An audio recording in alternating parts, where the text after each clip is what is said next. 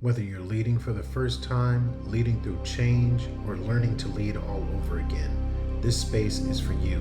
No fluff, no gimmicks, just real talk from those who've led through challenges, adapted under pressure, and thrived in the face of change. Welcome to Command to Corporate, where leadership isn't just taught, it's lived. Let's get to work.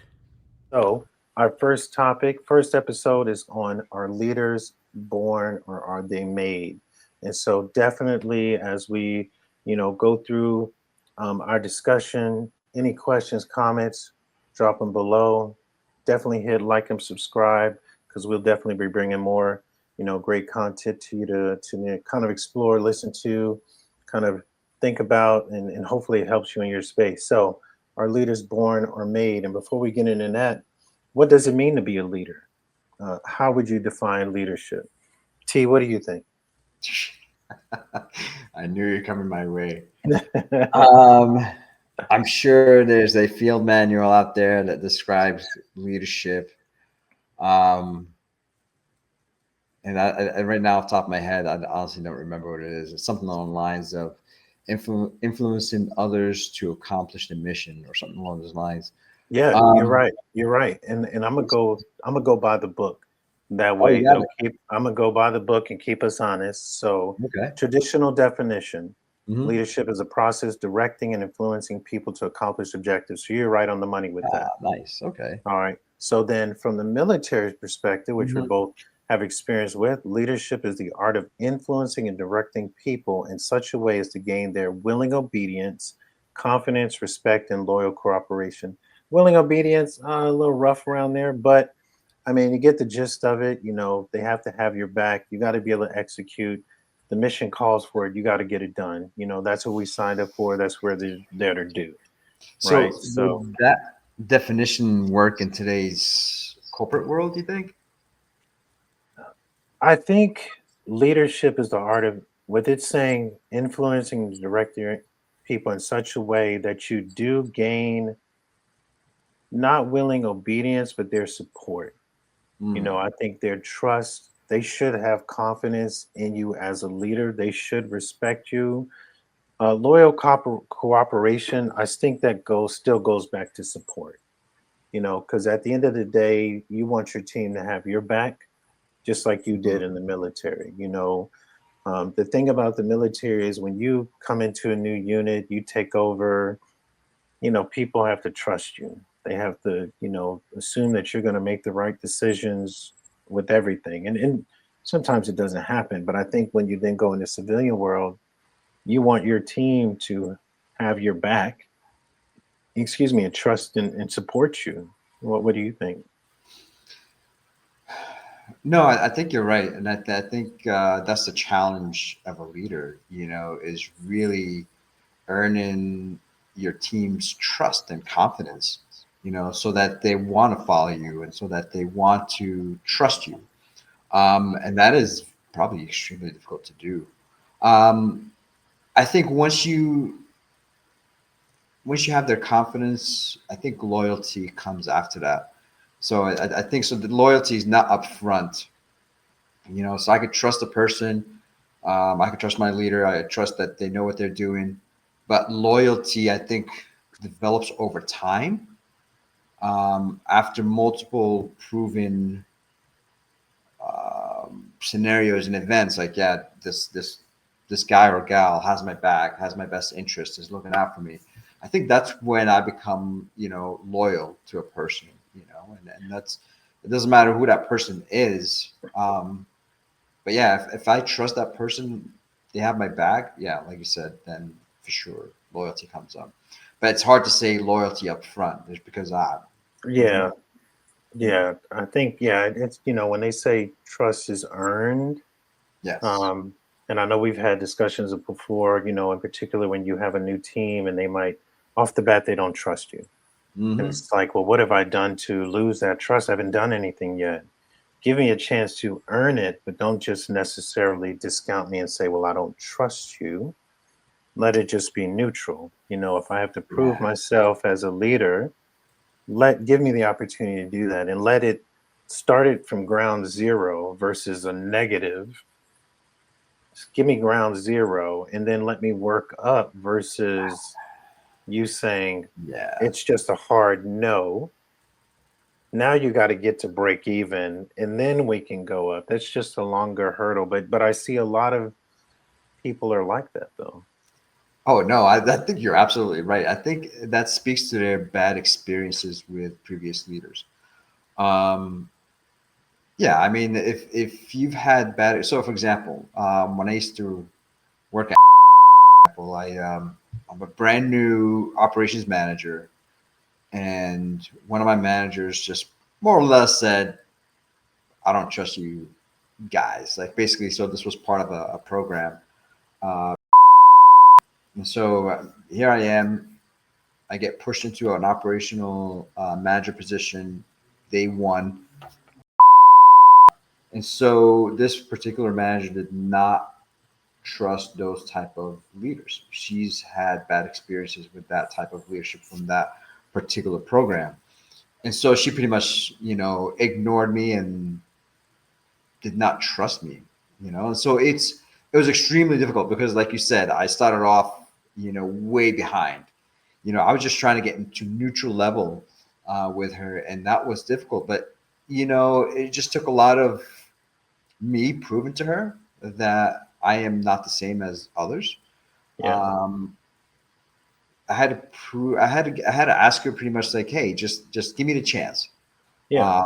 And I don't expect to get anything for free. I expect to earn everything that I get.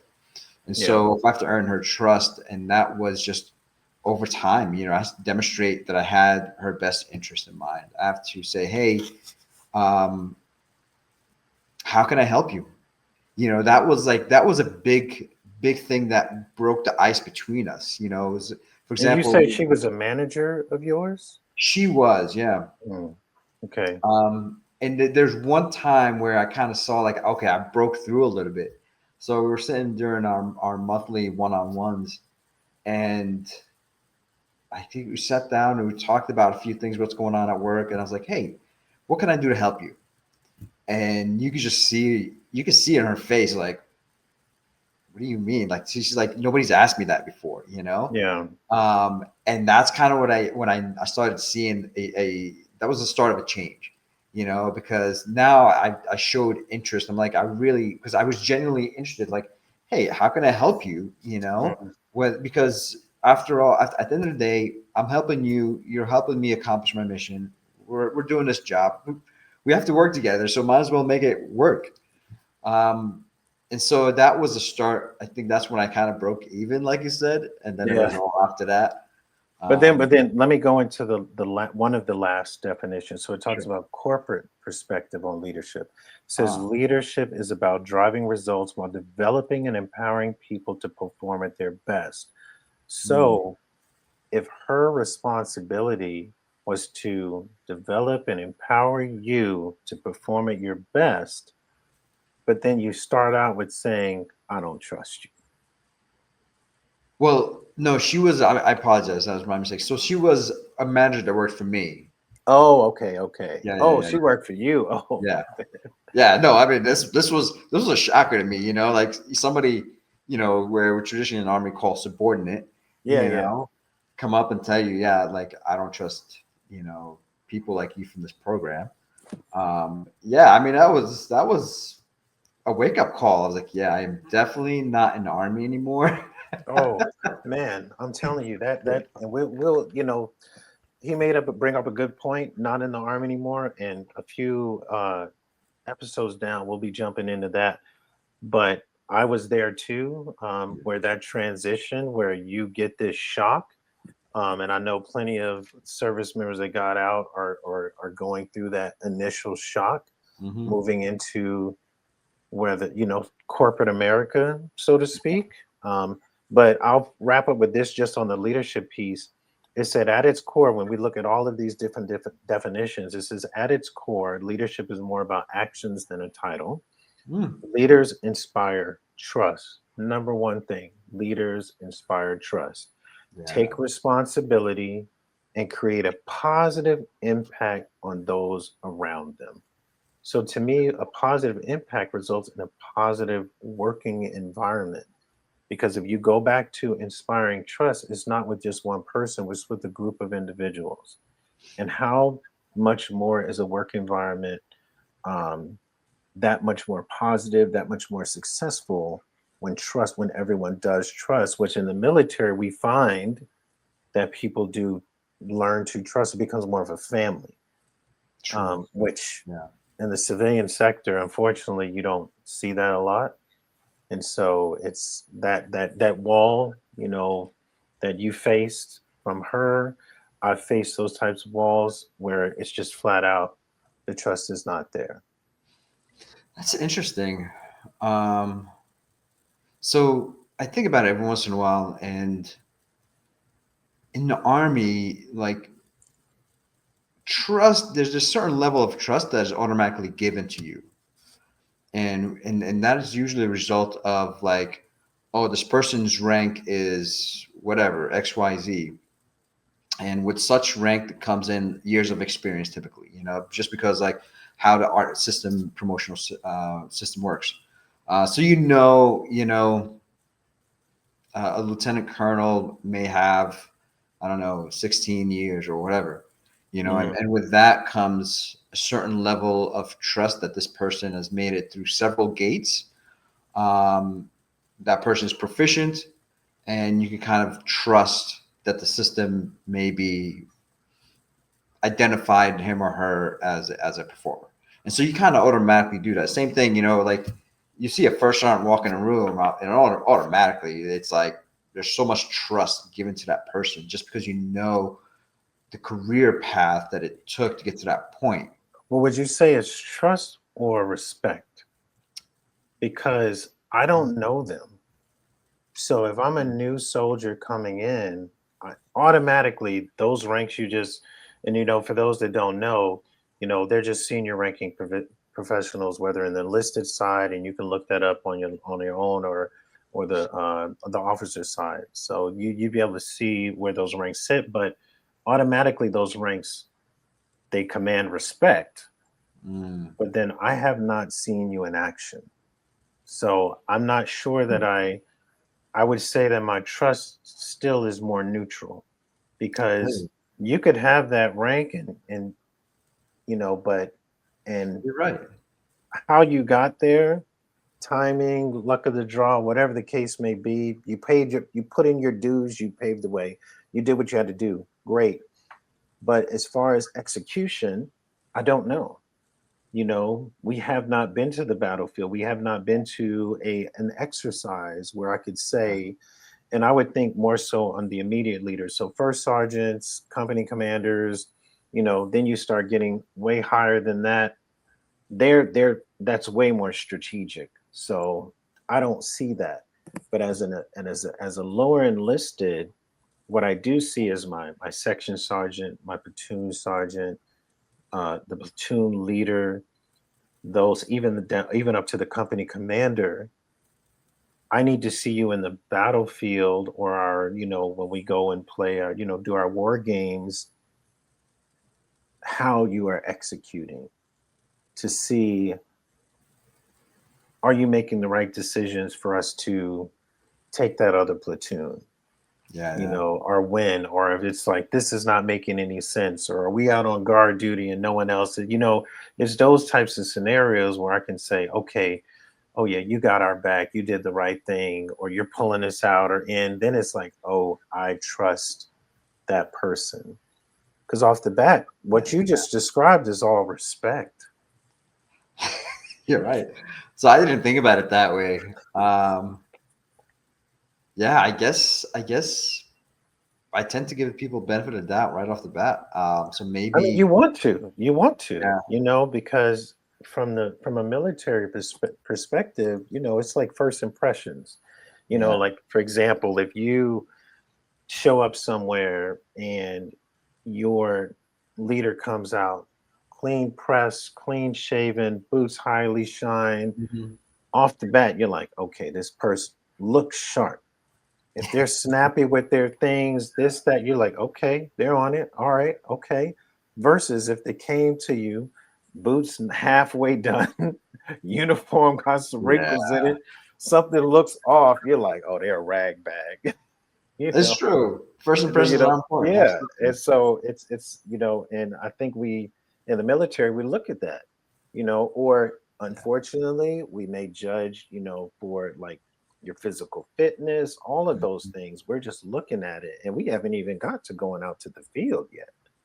So it's like that become, and even their interactions with others, Yes. because it's like, are you commanding your section, your role, your department, whatever, however you want to frame it? Are you Mhm. commanding that space? This is my, these are my soldiers. No, we're not. You're not just going to come in here and just tell me what to do. I give you one thing that I learned when I was in the military is I'm running my section, but I'm a lower listed than someone that comes in and they want something. So then they start barking orders at me. And I remember telling this one sergeant, because I learned this. He was, I would think I might have been an E5 sergeant. He was a sergeant first class. He came in and he started barking orders. And I said, excuse me, sergeant, don't get your rank mixed up with my authority. Woo!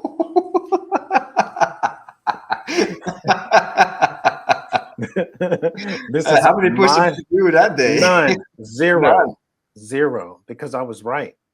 I was right. This is my section. This is my department. You're not going to come into my department and start telling people when you don't work here and your background is not ours. I'm sorry, you're not doing that. And he said, all right, Sergeant, I'll let you have that. I'll let you Wow. have that because I'm right. It's like you're You not going to know, make us do something because you want us to do it because of your rank, but people are in line. People, we're servicing other people. You have to wait yeah. your turn. So don't I just start muscling people just because you're a yeah. higher rank, unless you're the sergeant major, some colonel, somebody higher up, that comes in, everyone else is gonna wait. But if you just like that, I'm sorry. Get I in gotta line. respect that I respect your pushback, but I also respect the sergeant's acceptance of it as well. Yeah, I That's yeah, very mature. yeah. I mean, I've seen people get in trouble for a lot less. Oh yeah, yeah, for real.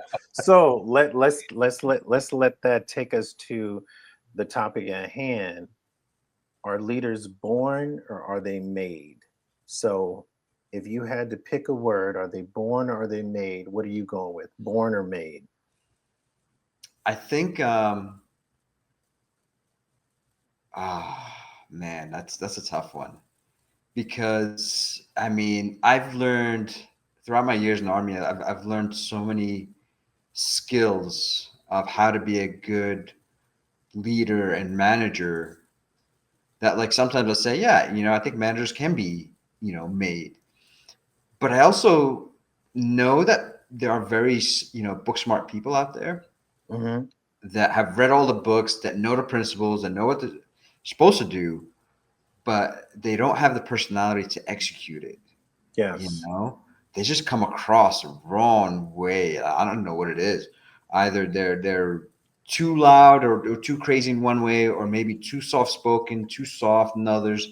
Um, you know, I, I almost think that you have to have the person, a personality. You have to be personable. You have to be approachable. And then if you learn those managerial leadership skills in combination with that, now you have the tools, you have the personality to deliver the tools, and I think you could be a good leader that way. Yeah. Um, so So yeah, what I you're think saying, so you're saying made. Are you saying made?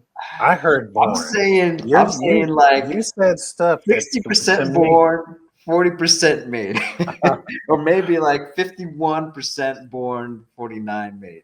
Okay, all right. So I'm gonna go 100% with born. Really? Yeah, I think that there are some foundational qualities that you just mentioned, like the perspective and that people that born with naturally that lead to building. I would say they can't be made. but I just don't think they're as effective as those that Okay. are born with Sure. qualities that support good leaders, if I could Sure. put it that way. Yeah. Because, you know, when you think about early on, as kids in the playground and those kids, and it's not about popularity, it's just about those that gravitate to another. Thinking about being picked for kickball Mm. on the field and stuff like that, and I just think where people just want to talk to them, and they see them and say, hey, Oh, come yeah. join our group, and they just naturally like listen to you, want you to play with them and hang out with them. And Yeah. it's that kind of dynamic where they're like, hey, come join this, and they're constantly inviting you, and then when you talk, they're listening and things like that. I think those are the types that you see naturally evolve, that to become good leaders throughout life. That's what I would say. And to support, I told you about this. Let me get my documentation out right now to you. What? I told you about this that I found. Remember the thing I told you about with Oh, yeah. yeah. Let me see. I got it right here somewhere written down. Yeah, what grade is this from? So this is from 1982. So 1980. if I can show, I'm assuming that I was in 1982. 82. So let me Is that 8-track or cassette tape days? no, this has to be 8-track days. 8-track days. Yeah, 8-track days. So I'm assuming that this was kindergarten. Yeah, it had to be kindergarten because it's saying stuff like, and here's my little documentation here. So, and Nice. what they're evaluating, it is kindergarten. It says it on it. It says kindergarten profile of readiness. Um, this is back in New Jersey. This was at the Unified Valesburg Daycare Center. And, they're evaluating on above average, outstanding, average. They have a legend at the top and they're writing it all in. But at the very end, whoever my teacher was at the time, it was Alma Vincent. So Alma Vincent, she may still be out there. This was in North New Jersey. So Alma Vincent, if you're out there, I was one of your students. And what Miss Vincent said is Larry is a natural leader, That's a awesome. popular student, excellent student, enjoyed having a class. But to say a natural leader in kindergarten, Yeah. I mean, now I don't remember those days, but it's like pretty wow.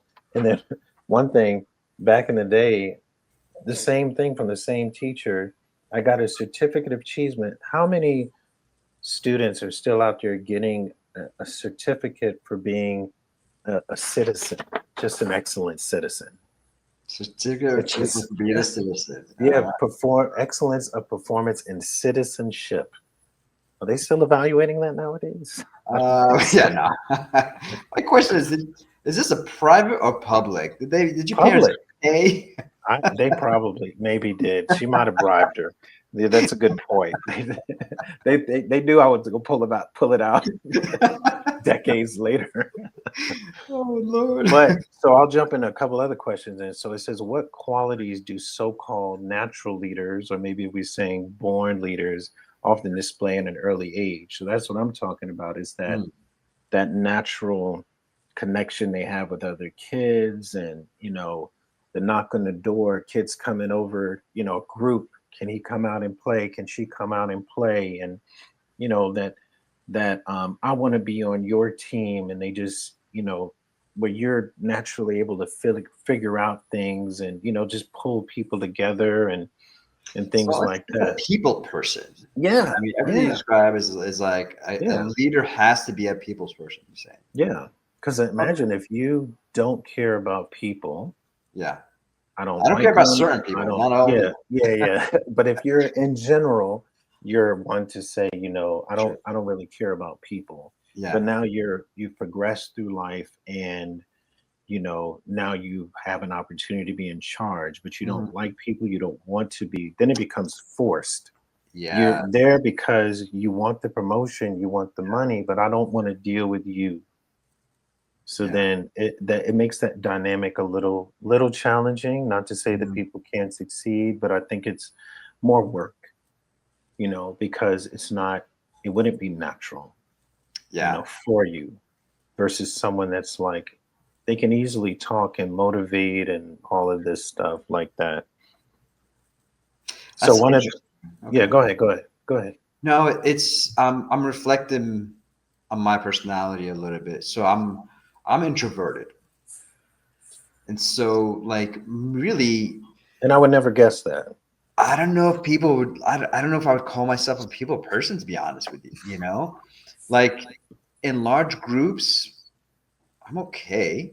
Not Hmm. the greatest motivational speaker or anything, but like put me one on one with people and I'm happy, you know? So like I enjoy talking to my team one on one more necessarily than just, as a group.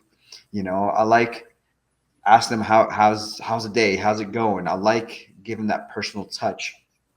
Um and in that way I'm a people person, but like in large groups necessarily, I don't think so. I'm not as I hate to say it, but I don't think I'm as a great leader, in large group situation. But I am in individual and smaller kind of teams.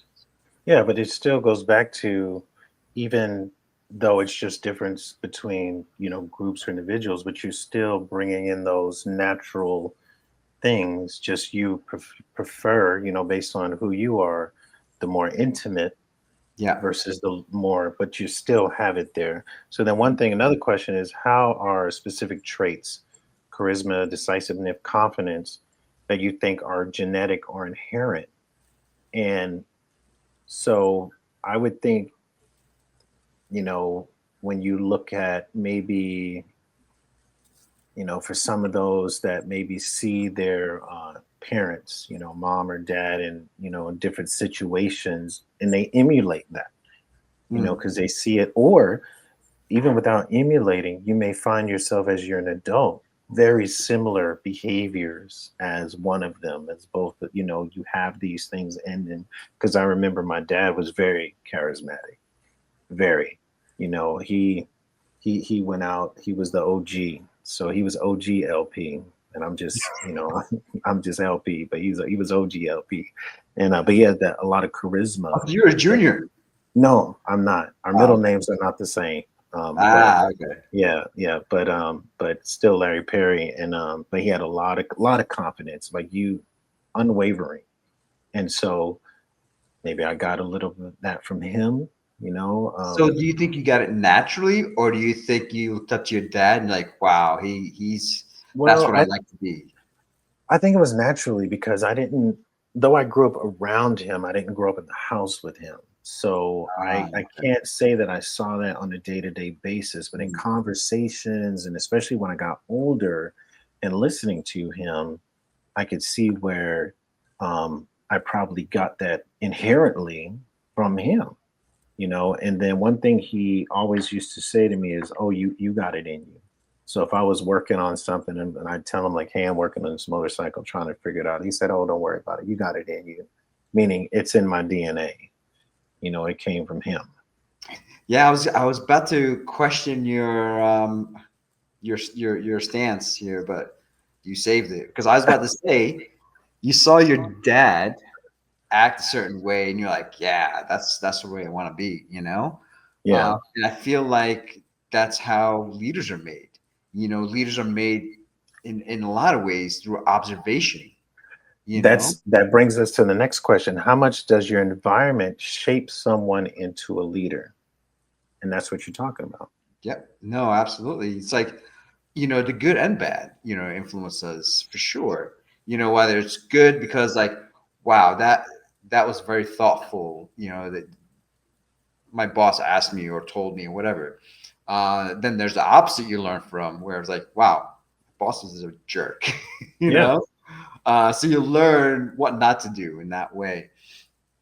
And so that's why I was going back to your dad, that's why I was like wondering, like, oh, I wonder if he picked that up, because yeah. that is certainly something that you could have learned, Yeah, But you kept holding, you stuck to your guns. Like, I was born that way. yeah. But I mean, I think the when we ultimately boil it down, I just think the more successful Mm, and the ones that are more natural are the ones that do have those qualities from very early age, yeah. you know, that are cultivated over time. And to your point, they have to be in the right environment. Not I wouldn't say the right environment, but exposed to environments. And I guess they have enough discernment to say, I'm gonna take that, I'm gonna leave that, that's right, that's wrong. Because you can have someone come through and think yelling at people and being forceful and driving with an iron fist Hmm. is the way to, and they just gravitate to that and say, I'm going to be that, versus someone that says, you know what, I'm going to talk to people, I'm going to build relationships, I'm going to show them that they can count on, so it's all Yeah, depending. And we see that in the military, yeah, but I think in an early environment, when as a youngster, as a kid, yeah. how are you exposed, what are you exposed to, when are those opportunities that you see, what does it mean to be a good leader or someone displaying some sort of leadership that may be, and it could be you're a, you know little league something, and you got a high schooler, you know coaching the team, or you Hmm. see it from a big brother in another team, or maybe it's your first job, but you're still, very young, or, group activities and camping and all of these different opportunities where you're like, or maybe, like you say, someone entrusts you to say, okay, we have an opportunity of, like, if you're hiking, group camping stuff, and they're like, you're in charge, which way are we going and why? And maybe it's just you're choosing a path, and something like that. I just hear you talk, made me really think about something. So bad leaders, sometimes I think bad leaders have learned behaviors. So in other words, like, if you take the stance that leaders are made, or to some degree are made, Hmm. and I could see how those those types of leaders, if they were exposed to bad leadership from the get-go, then they're going to say, hey, this is what a leader's supposed to be. And so they learn that behavior, and then they start practicing that behavior when they are in leadership positions. Um, That brings up a good point. If I mm, could jump in, yeah. like when I think about born, but let's say you were born, have the good foundation, Hmm. but you were bullied Hmm. to the point where now you can do the bullying. And then you're now getting a different type of following as a bullying person. Now you're in corporate America, you see those people that you say they were probably a bully Yeah. because of the way they conduct themselves. And it's like, I don't care about your feelings. You people know those types. Yeah. Yeah. Um, so this makes me think back at West Point. And Hmm. so the first, the first experience that cadets, or at that point, I guess they call cadet candidates, they won at West Point when they come in. Think back to basic training days. Actually, that's probably something we could probably both relate to a little bit. So day one of official basic training. I'm not talking about reception where you kind of get your uniform now. Like, get on the bus, put your head down, don't look up, and then you have 10 seconds to get off. Yeah, yeah, And remember how much you were yelled at, and they were screaming at you, and it's like, yeah. why are you looking up? Or, I mean, it was like hell. you know um but you see that, like, those people, they're put in leadership positions. They go from being a private to, whenever they're in a leadership position, let's say even still basic training, they become Hmm. a squad leader, for example. Yeah. And then they start yelling at people and screaming and doing the same thing that they've experienced, in day one of basic training. But there's still some people that are put in charge, but don't display that behavior, that negative behavior. And so I think, I think leaders are born and made to some degree in that sense, because natural born leaders, for example, LP, goes through day one basic training, Yeah. then, gets put in the squad, you probably are not going to create enemies by yelling at people. You're naturally a people person. So you're probably going to start taking care of your squad. But if a person is not naturally a people person and put in that leadership position, then they're like, oh, I have nothing to reference because it doesn't come naturally to me to Yeah. be a people person. So now I'm going to reference what I saw, earlier day one basic training, and now I'm going to just mimic. And so now you become like a jerk, and that's a learned bad leadership trait. Yeah. And that reminds me of one instance. I was out at the National Training Center. I remember this one soldier, and he took off his group to go do something. Mm-hmm. I was of a higher rank than him, if I recall, because wherever I was standing, he comes up and had got a ride in a Humvee, and he pulls up in a Humvee. He gets out. I was like, hey, where's your squad? And he was like, oh, here they come. And they were walking. And I said, don't ever do that again. Wow. I said, if anything, you put them in the vehicle, yeah, and you walk, yeah, or you all walk. But you don't say, I'm gonna catch a ride. You walk back in this it's hot ass, you've been at further and it's hot as hell out there. yeah. And it's like, why would you do that? But for him, it was okay. It was like, but again, that goes back up to that upbringing. And when I think about if we were, as we're clay, and we're shaped and made. And I think about born and made, regardless of each, you're shaped. But or you maybe take a shaping or something like that, however you want to describe it, where you're, again, like you say, you observe and you pick and choose, and some just happen to either go to the light or go to the dark, one or the other, and decide that what, I'm going to be this way because, depending on who they see and they look up to, I want to be like that. And if they got there cussing people out, driving a hard, iron fist and all of that stuff, then I'm going to be that way. And maybe they make it, maybe they don't, maybe they get course corrected, Yeah. But, I guarantee you now, I mean, that person, wherever he is now these days, he probably still remembers that lesson that you've kind of taught him. I mean, yeah, because I had a leader that used to say, just keep planting those seeds. Yeah. They'll grow at some point. Just keep planting the seeds, and and all you can do is say something, and that's it. Like I even had an employee when my first civilian job. He asked me. He said, "I don't know how you made it in the military." Really? I was like, "Yeah." I said, "Why do you say that?" And he said, "Because you're so calm, and you just." Nothing seems to phase you. I can't imagine you being in the military. I said, well, you think the military is just about yelling? It's not like it's on TV. Right. I said, this isn't Full Metal Jacket. I'm like, so that's just a show. But I said, let me ask you a question. I said, if I ask you to do something, you're going to go do it? He said, well, yeah. I said, well, why?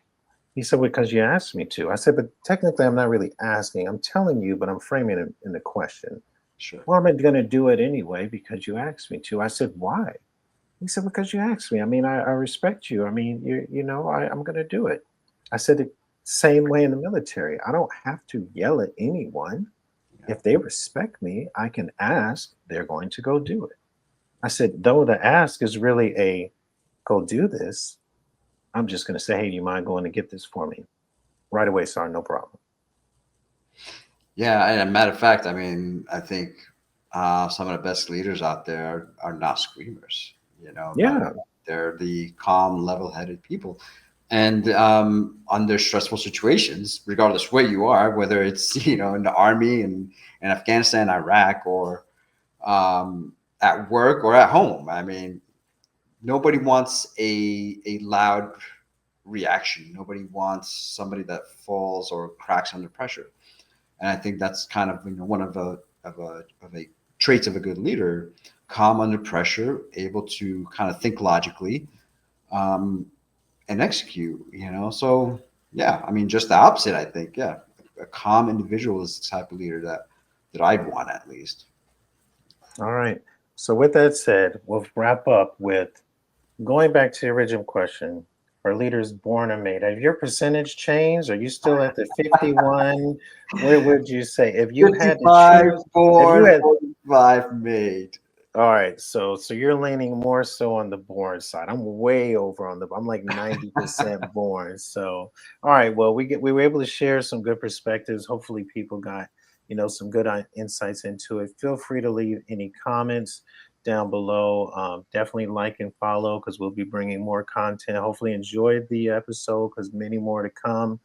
Again, this is Command to Corporate, Veterans Perspective on Leadership. Thank you for watching and see you next time.